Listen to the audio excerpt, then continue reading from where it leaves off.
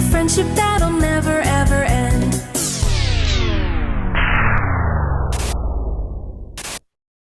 Run!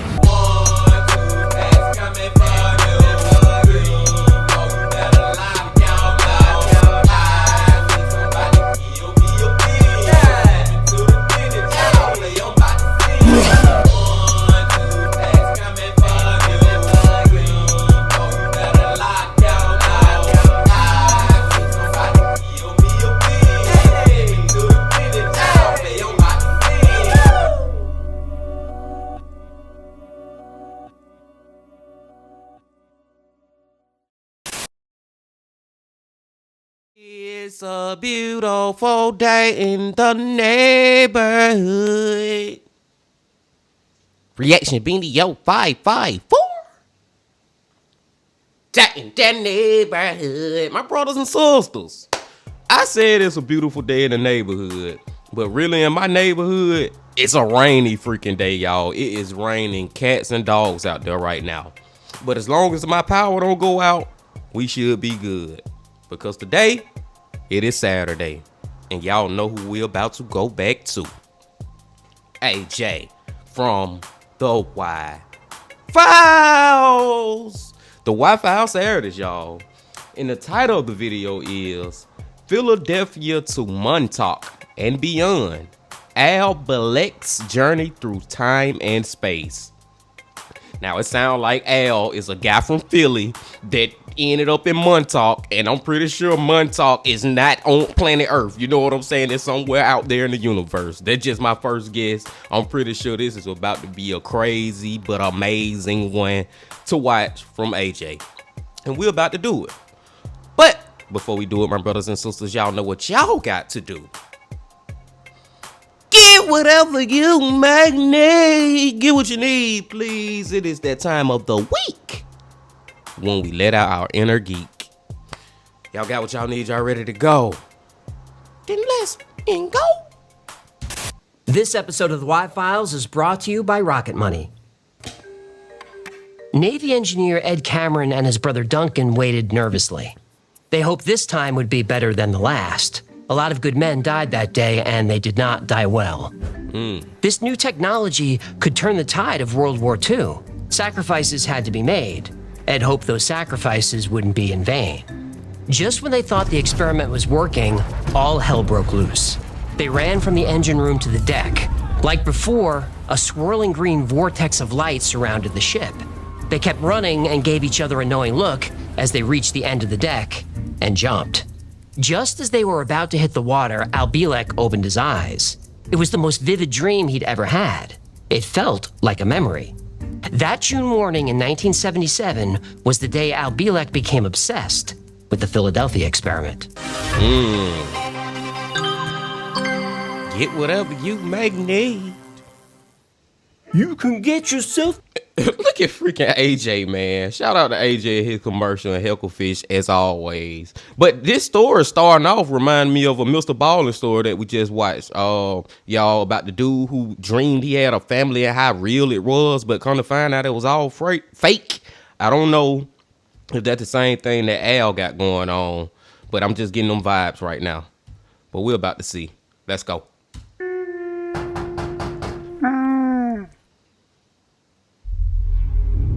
Let's go.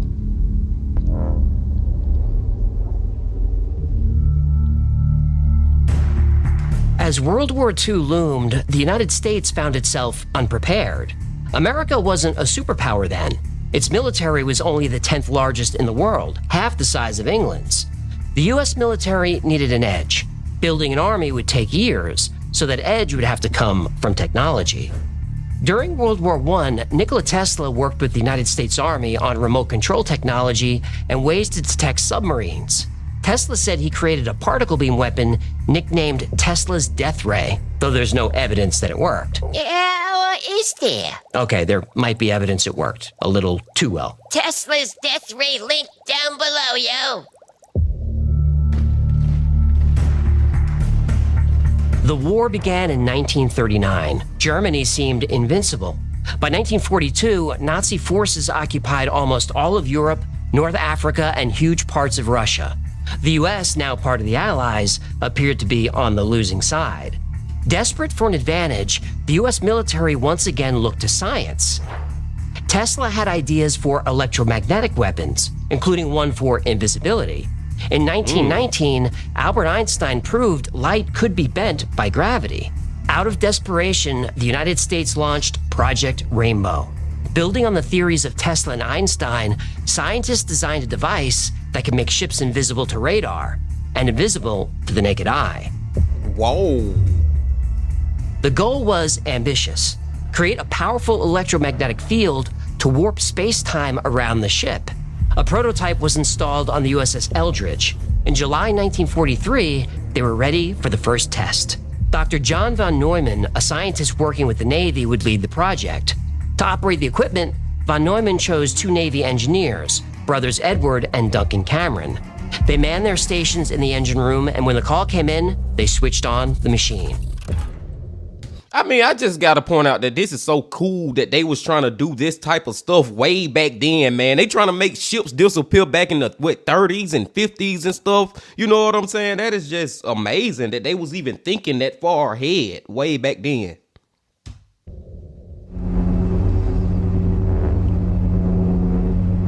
Within a few seconds, the ship resonated with a deep humming sound. Then a glowing green fog appeared. People watching from the dock and nearby ships couldn't believe it. The Eldridge was gone. That is, until it mysteriously turned up in Norfolk, Virginia, over 200 miles away. But the strangest part? It was seen there 10 minutes before the equipment was turned on. Wait. So it was invisible or it time traveled? Both. 20 minutes later, the Eldridge reappeared in Philadelphia. But something had gone terribly wrong. What the freak?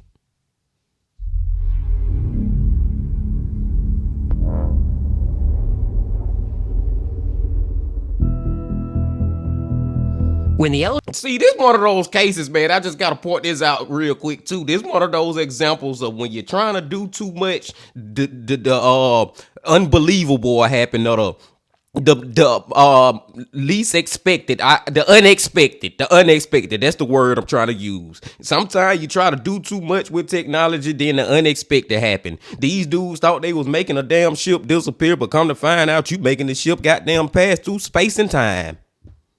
Eldridge reappeared in Philadelphia, sailors on other ships cheered. They thought the experiment was a success. It wasn't. For the men aboard, it was a nightmare.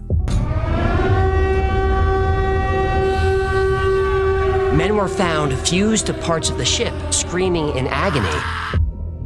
Ed and Duncan Cameron survived the experiment, but other survivors weren't so lucky.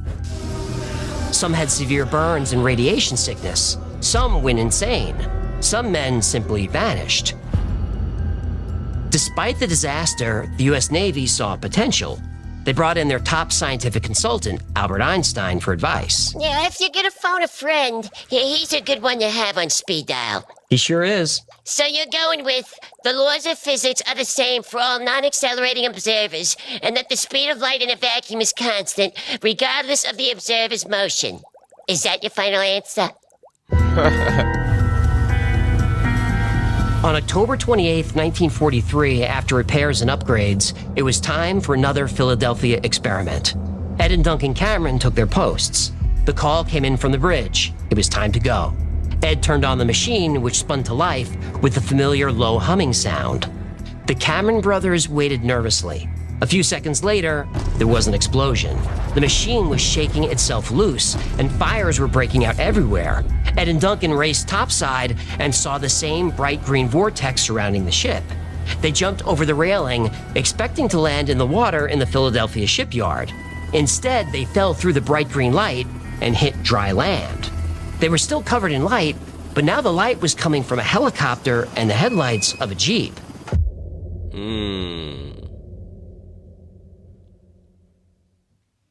Two military policemen yanked Ed and Duncan to their feet and drove them to a building nearby.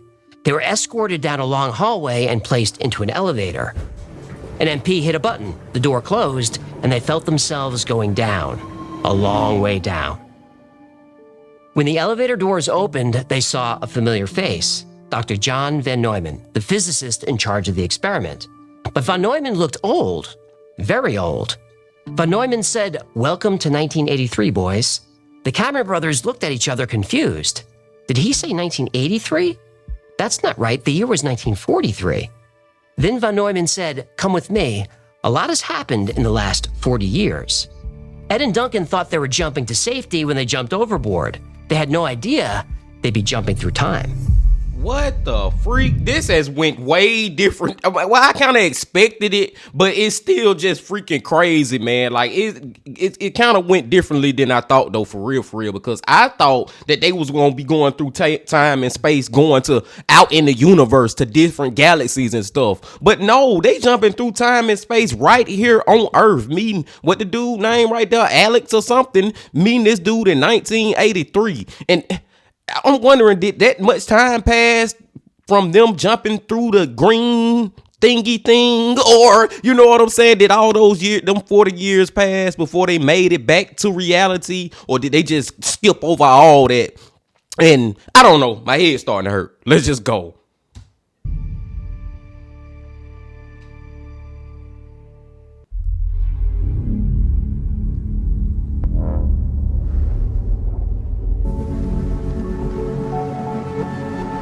Ed and Duncan Cameron found themselves in an underground facility beneath Montauk Air Force Station on Long Island. Officially, it was a decommissioned radar station. Unofficially, it was the headquarters of the Montauk Project, a continuation and escalation of the Philadelphia experiment. And like the Philadelphia experiment, the Montauk Project could manipulate the fabric of time and space. But now the manipulation could be controlled. Controlled by what? Psychics and alien technology. Ah! This story feels like Christmas morning. Please continue. Central to the experiments was the Montauk chair. The chair used computers to generate electromagnetic fields that interacted with human brainwaves. Nikola Tesla's theories on resonance and energy played a role in the chair's design. The technology that connected the human mind to the machine was reverse engineered from UFOs. Many recovered UFOs had no physical controls. They were operated by the mind of the pilot. The Montauk chair amplified psychic abilities, allowing subjects to manifest objects, see distant locations, and travel through time. Oy, I hope it had good lumbar support. Time travel is murder on your lower back. Murder. Both Ed and Duncan used the chair effectively, but Duncan was naturally talented. His abilities made him the focal point of the tests. During one intense session, Duncan's eyes rolled back, his voice became unnaturally deep, and he said he could see other worlds and parallel dimensions. He said the multiverse is real. Edward wasn't as proficient, but he could still travel through time. On one occasion, Ed and Duncan traveled together to the year 2137, and they did not like what they found.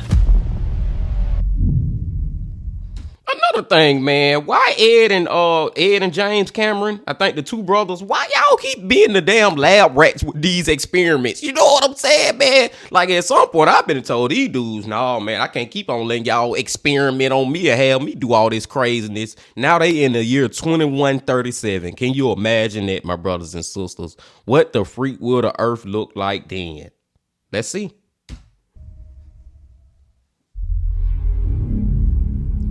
Future.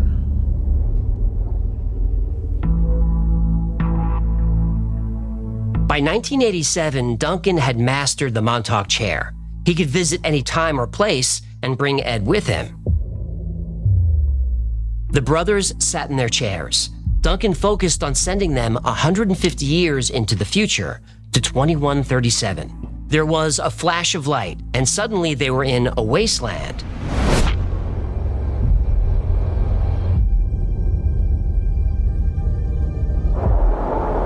In the distance, they saw cities and ruins. They walked past the occasional outpost, but most locals didn't want anything to do with them. But some were willing to talk. Sometime in the late 2020s, a nuclear war broke out between the West, Russia, and China. Every big city on Earth was destroyed, and most small cities too. Governments were gone. People became tribal again. The war... Did y'all hear what she she just said, man, she said sometime in the late 2020s. That means we got 6 years left before global war. I'm gonna call it global war breakout, and a lot of us gonna be dead. Let me stop. I already know that this is science fiction, y'all, but I'm just saying that's crazy that she said 2020. Caused a climate catastrophe that put the coastlines underwater. Only about 100 million people survived. Despite this disaster, people still expressed hope for the future. There aren't many of us left, but we're still moving technology forward. Not as fast as we'd like, but we're resilient. We still innovate. Everyone is building weapons, of course, but we've also been able to cure most diseases. And we think we've discovered a way to heal the planet. It's just a matter of time. Just a matter of time, she said. Duncan and Ed decided to test this theory. They went into the future 300 more years, to 2749. This place was very different. Ed and Duncan described it as a utopia. Society had rebuilt itself in harmony with technology and nature. Buildings floated using anti-gravity. Energy was clean and limitless, pulled from the quantum vacuum. Pollution didn't exist. How dare you! Oh, and governments didn't exist. Oh, I like the sound of that. But if there's no government, who's running things? Artificial intelligence. They put AI in charge of the whole world? Oh, you humans. Yeah, this won't end well. People lived in peace and wanted for nothing. Money was no longer necessary. Technology provided food, education, entertainment, and anything else they needed. Education and personal development were prioritized. People spent their lives learning and exploring their interests, free from the burdens of labor and survival. This was a world where humanity had not just survived, but thrived. This future was paradise. The thought of returning to Montauk's cold underground rooms was depressing. This place was blissful. Ed and Duncan could finally be free of the infamous Montauk Project and the Montauk Chair. So, defying their orders, they decided to stay. Would y'all stay, my brothers and sisters, in 27 whatever they was in? Hey, that utopia look, it looked way better than what we living in right now in 2024. That's all I'm saying, man. I don't know, y'all. That is so cool to just even think about. And I hope and pray for the future of humanity that one day they get there. And I gotta be honest, man. The one thing that is real out of this story that I believe real more than anything that's gonna happen is AI is gonna take over the freaking world. Whether it's gonna be good for us or bad for us, AI is coming. It's coming.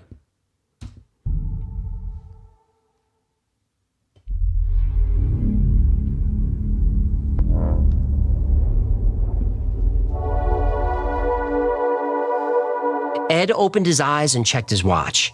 Though he and Duncan lived in the future for 2 years, no time had passed. This was a superpower. They could travel anywhere in time and the world. And then Ed heard Duncan's voice in his mind. Not just anywhere in the world. We can travel to any world in the galaxy. Wait, what? A flash of light transported them to another planet. It was stark and desolate, bathed in perpetual twilight. The sky was an eerie shade of purple. The air was thin and tasted metallic. Jagged mountains and barren plains stretched to the horizon. If you could go anywhere in the galaxy, why would you go there? I mean, I would go to Ryza, or at least some place with room service and a decent lobby bar. Ed was also curious why Duncan brought them to such a harsh place. Duncan said this planet is home to the most advanced civilization in the galaxy. Duncan described the inhabitants as tall, slender beings with long limbs and large almond-shaped eyes. They communicated telepathically. They mastered teleportation. They could manipulate matter at the molecular level. They were nearly immortal. Ed was about to ask a question, but then Duncan closed his eyes, and once again there was a flash of light. Then they were in a lush jungle, and judging by the sound, this planet was teeming with life. And Duncan said it was, then transmitted an image into Ed's mind, a huge city built into the jungle landscape. Ed asked who lived there. Duncan motioned to the jungle behind him and said, "They do." Ed turned and saw 2 reptilian creatures watching them from the jungle. Listen people? Yep. Does this kid have a death wish? If there's only one rule in interdimensional space travel, it's do not go to the lizard people planet. Ed got the same impression. He said the creatures didn't look friendly, and Duncan said they're not. We should get out of here. Then he fell to his knees like he was kicked in the gut. Ed helped him up and asked if he was all right. Duncan said, "No, Ed, I'm not. We need to get back to Montauk. There's something I have to tell you." What the hell you gotta tell him, Ed? I mean, Duncan? Like, bro, I ain't gonna lie, man. Just watching this, I kind of wish I was in Ed's shoes. Like, I would like to go travel to all these freaking worlds and stuff. I don't know about the lizard people now. I'd be like, we got to get the F up out of there, bro. Soon as he would have told me this, the lizard people world, oh, hell no, we got to go. Soon as I would have seen them looking out the bushes, bro, let's go. You know what I'm saying? Now, what do you got to tell me? I need to find that out, too.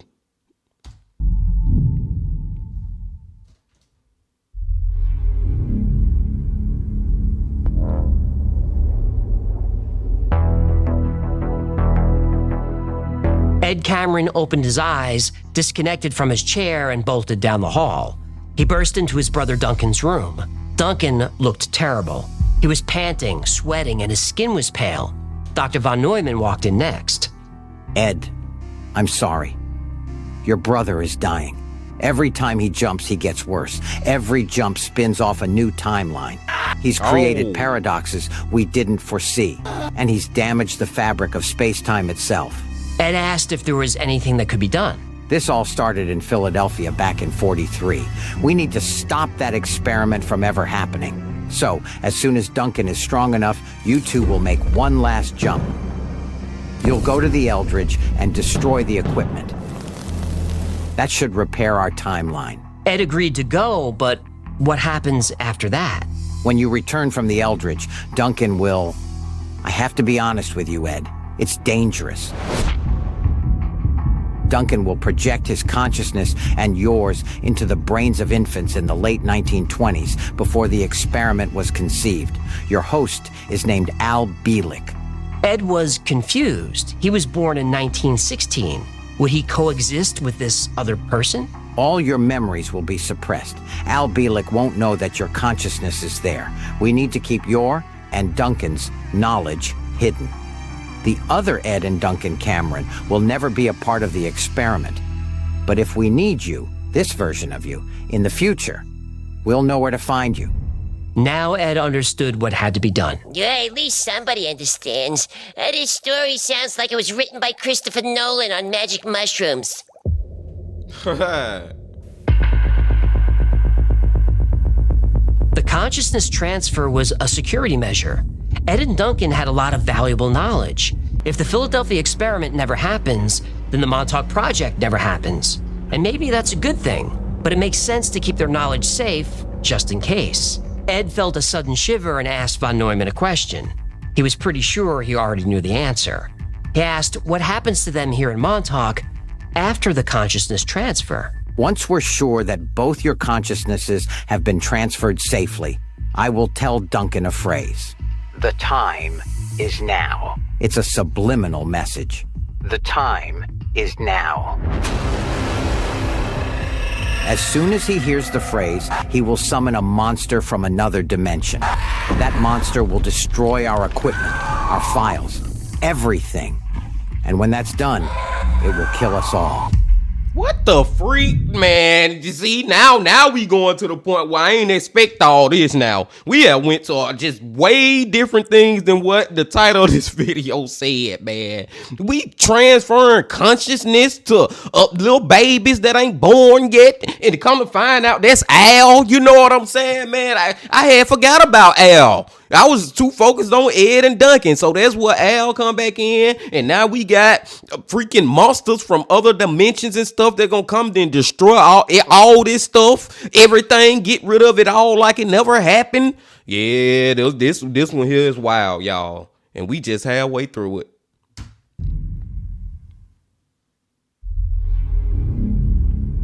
The Return. Throughout the 1970s and 80s, Al Bielek worked as an electrical engineer. and his co-workers described him as thoughtful and intelligent. But he also had a fascination with fringe science. In 1985, Al went to Montauk, New York, to hear Preston Nichols give a presentation about how he used electromagnetic waves for various applications, from healing to amplifying psychic power. Al wanted to learn more about his psychic research. Nichols walked on stage with his assistant, who he introduced to the audience. His name was Duncan Cameron. Though he'd never seen Duncan before, Al swore he knew him. After the presentation, Al introduced himself. And we talked for about 2.5 hours. About halfway through this, I got this strange feeling in a pit of my stomach. I knew this guy from someplace. So I finally asked him, I says, Duncan, do you have any feeling, any idea that possibly you know me from somewhere? He said, yes. I says, I do. I says, from where? He says, I have no idea. And I said, I got the same feeling. I also have no idea where it's from. Preston smiled and said he wanted to show them something. A few miles east was an abandoned military base, the old Montauk Air Force Station. Preston said they might find answers there. They explored the empty buildings all day, and Al had an eerie sense that he'd been there before. We felt something, we didn't like it. We went driving, finally parked the van at the park, and we went wandering on the grounds, wide open. Fences were down. Further into the grounds we went, the more ugly we felt about what we were feeling. We were not nauseous, but we were very highly disturbed by the fields around that property in broad daylight. Over the next couple of years, Al's memories of the Montauk Project returned. Preston Nichols told Al he was brainwashed. Preston said the same thing happened to him. Preston Nichols lived 2 lives simultaneously. In one, he was an electrical engineer. In the other, he was the director of the Montauk Project. Links to deep dive on the Montauk Project and Preston Nichols down there with all the other words. Al Bielek was brainwashed the same way. And now that his memories were returning, his recurring dreams started to make sense. In the dream, Al's name was Edward Cameron. He worked with his brother Duncan on a ship. There was an accident. They jumped overboard, and then Al woke up. Then in 1988, everything fell into place. Al, now retired, was watching TV late one night. At 4 a.m. in the morning, HBO announced that the next feature of the evening would be the Philadelphia experiment. It started to trigger memories.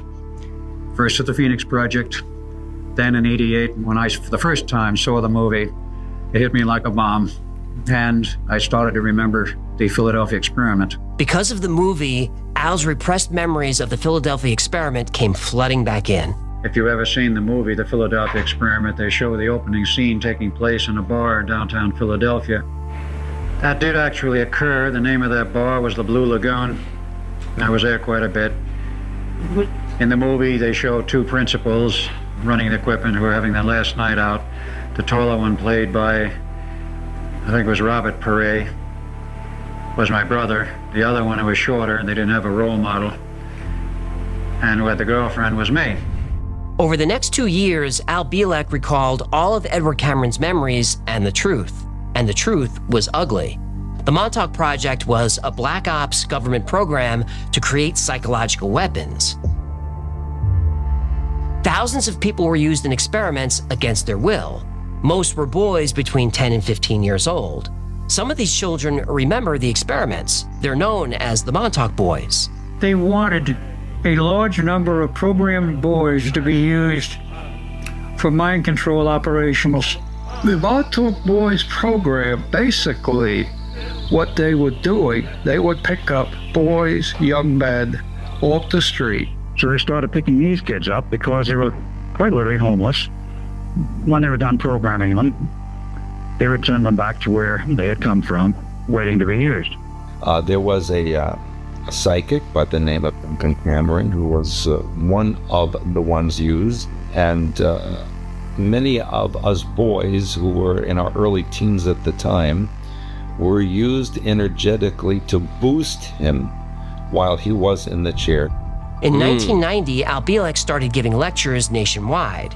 He wanted to expose the government cover-up of the Montauk Project. He wanted the public to know about the human rights violations, missing children, about the abuse. I went to Jack Pruitt, the station master, and said, look, we've got to change this program. We're beating these kids to death, and they're being treated very badly. They refuse to become part of it. Al Bielek and Preston Nichols said the Montauk Project focused on mind control, time travel, interdimensional travel, and psychics. The US government denies these claims as ridiculous. But are they? Did the US government research time travel and interdimensional travel? Yes, that was the Gateway process. Did the US government use psychics for military and espionage? Yes, that was Project Stargate. And the big one, did the US government conduct mind control experiments on people against their will? Yes, that was the MK Ultra program. And that's what I'm saying, man. Now the U.S. did all type of experiments on people and different type of projects, and all the most crazy is what the type going on stuff you can think about. I do believe that they have done anything up under the sun. I wouldn't put nothing past them. But I just want to speak on Al real quick. Just watching Al, man, he is very convincible. Like, he really is Ed Cameron, or at least Ed Cameron consciousness is within him. He very convincible how he talking about that stuff. Many unwitting men, including themselves, all with the use of Ayrton camera. I was only 9 years old when this sexual humiliation began. I was in what looked like a laboratory, and there seemed to be other children. I was strapped down, naked, spread eagle, on a table, on my back. Dr. Green had electrodes on my body, including my head. I was exploited unwittingly for nearly 3 decades of my life. And the only explanations given to me were that, quote, the end justifies the means, and, quote, I was serving my country in their bold effort to fight communism. Fight communism, fight communism. Yeah, we got links to all that stuff down there too, down in the place. There's no hard evidence that the Montauk Project happened, but does it really matter? The evil acts allegedly committed during the Montauk Project did happen at one time or another. I bet there are evil acts being committed against our citizens right now. Yep. So I'll make this promise to the scientists and researchers working in secret government programs. I'll stop reporting the crimes you commit against your own people when you stop committing them. And there's nothing you can do to stop it.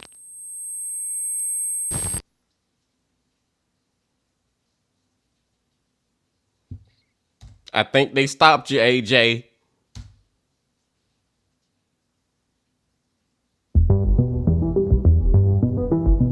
I've covered the Philadelphia experiment and the Montauk Project before. Today's story is Al Bielek's. Al came forward in 1989 and quickly became a star in the UFO/conspiracy community. He's been on over 40 radio shows, including Coast to Coast. He's headlined over 40 conferences. It's easy to see why. He has a great story, and Al tells it well. But is it true? Well, that's tricky. We're not asking if the Philadelphia experiment or Montauk Project happened. We're asking if Al Bielek's story is true. Al said he was born in New York in 1927. That's true, but he also said he was age regressed. In the future, he was sent back in time to when he was a fetus. Edward Cameron's consciousness was sent back with him. Al said he served in the Navy, but there's no record of this. No record of Edward or Duncan Cameron serving on the Eldridge or any Navy ship. On the day of the Philadelphia experiment, the Eldridge was in New York. Al says all records of the experiment were erased by the government. The Philadelphia experiment conspiracy theory really starts with 2 men, a UFO fan named Carl Allen and a UFO writer named Morris Jessup. There's a link down there for that too. We got links for these. Step right up, ladies and gentlemen. Get your links right here. The time travel storyline wasn't part of the Philadelphia experiment legend until the movie was released. Al's story contains a lot of details from the movie. And Al's story has changed over time. Originally, he jumped from 1943 to 1983. But over the years, he added 2137, 2043, 2749, 3543, and all kinds of other dates. Sometimes Duncan stays behind in a certain time. Sometimes Al stays behind and works as a tour guide in the future with anti-gravity and floating cities. A tour guide on an anti-gravity city? Okay, folks, please follow me and stay with your group. We're floating. Okay, stop. And we're floating. No flash photography, please. And we're floating.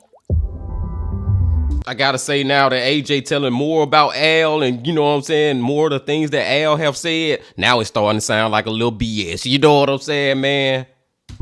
Al's story is flexible. When challenged, he said he's discovering new memories repressed from brainwashing. The Edward Cameron backstory evolved too, but Ed Cameron never existed. On Al's website was a picture of Edward Cameron, except it wasn't. It was really a Princeton yearbook photo of A. Cameron, Alexander Cameron III, class of '36. Al says the picture is Edward Cameron from a different timeline. Al's used other photos that were proven to be fake. Al said John von Neumann ran the project. Von Neumann was a real scientist, but he died in 1957. How could he be in Montauk in 1983? Al said he faked his death for protection. Dr. Van Neumann is still alive today. Official records say that he died December or sometime in '57 of cancer. Yep. They gave him a new identity, but he remained on the project, and he was a director of the Phoenix Project until '77, whereupon he became a consultant because he developed a split personality. Today, he is the split personality, if you will. Okay, I'm out on your story now, Al. I'm out. I'm done with it. I'm out, bro. I'm gone.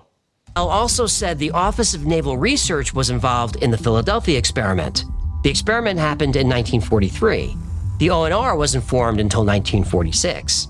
There's plenty of evidence Al Bielek made the whole thing up. But when backed into a corner, he used the different timeline trope as a crutch. Now that crutch worked well in Marvel movies. But did it though? No, it did not. Al said nuclear war happens in 2000. When that didn't happen, he said 2005, then 2015. Al Bielek passed away in 2011, so we don't have an update on when the nuclear war actually starts. While Al Bielek was gaining fame telling his story, other people were popping up saying the same thing happened to them, but they'd add new details. Al would then incorporate those details into his own story. That's how the Montauk Project eventually became part of Al's story. Now, I won't go into the Montauk Project connection here. I cover that in another episode where I have a lot to say about Preston Nichols. Things that aren't widely reported. Things that you won't like. I talk about Al Bielek in that episode too, but it's a different version of his story. Today's was his original version with some new details like traveling to other planets. I included that chapter because it was fun. And there was a chance for me to say lizard people. The people love it when I say that. They do. How did you know you could buy your very own lizard people mug from the Wi-Fi store? Just go to... No merch plugs. We do those at the end. Al Bielek never provided physical evidence or any information that could be confirmed. We do know that he was always a little paranoid and into conspiracies. A former co-worker of Al's was asked if he believed the story. He said Al was a nice guy and intelligent, but he wasn't surprised to hear the story. I find his story pretty hard to believe, but it sure seems like a logical progression for Al from what I recall. He was always talking about underground bases and government cover-ups. He had one story after another about secret research, UFOs, extraterrestrials, you name it. Another former co-worker also confirmed Al was into all this stuff, but it didn't bother him. Hey, if I could get people to pay to hear my once-upon-a-time bullshit stories, I'd do it too. More power to them. Caveat emptor. Everyone has to exercise his or her own wisdom in deciding if someone is the real thing or not. And that's the main theme of the Y-Files. I try to give you as much information as I can. It's really up to you to decide what you believe. Now, true or not, these stories spark our imagination. They keep us interested in concepts like time travel, psychic phenomena, alternate realities, and other mysteries of the universe. We'll only unlock these mysteries if we stay fascinated by the possibilities of not what is, but what could be. Yeah. Also, these stories remind us to keep an eye on the government. Secret government research is real. We only know this because of whistleblowers from Al Bielek to Bob Lazar to Phil Schneider to David Grush and many more. But don't blindly accept their claims as true, and don't instantly assume their claims are false. Demand proof. You believe them? Good. Investigate and prove it. You think they're lying? Good. Investigate and prove it. We only know about MK Ultra, Stargate, Project Blue Book, and all the others because whistleblowers came forward. They made unbelievable claims that most people dismissed. But some people believed the stories. They investigated and found proof that the claims were true. On one side are true believers. On the other, die-hard skeptics. Both sides constantly try to prove the other wrong. Good. Keep investigating. Both sides want the same thing. What we all want. What we all deserve. We deserve the truth. Yes, sir.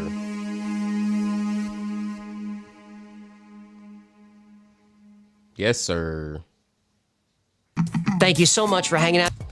That's what we all want, is the freaking truth, man. That's what we all want, and we really need that shit too, y'all. Like, some people can't handle the truth, but goddamn it, we need it. You know what I'm saying, man? But the two biggest things that I took away from this great video from AJ, the two biggest things. Number one is that, yes, I already know, and I truly damn near 100% believe that the government is doing secret experiments and projects on humans and animals and all type of craziness behind our backs, so to speak, behind the public back, or you know what I'm saying, the citizens back, the people of the world's back. You know what I'm saying? I really do believe that. And the second thing is, all that story from Al about going to the future, 27, 37, 35, 43, you know what I'm saying, the different years.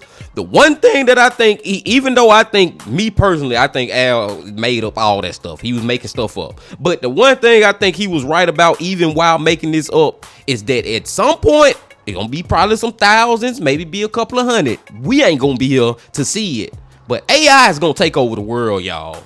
And I'm not even saying, when I say take over the world, I'm not saying they gonna just take it from the humans.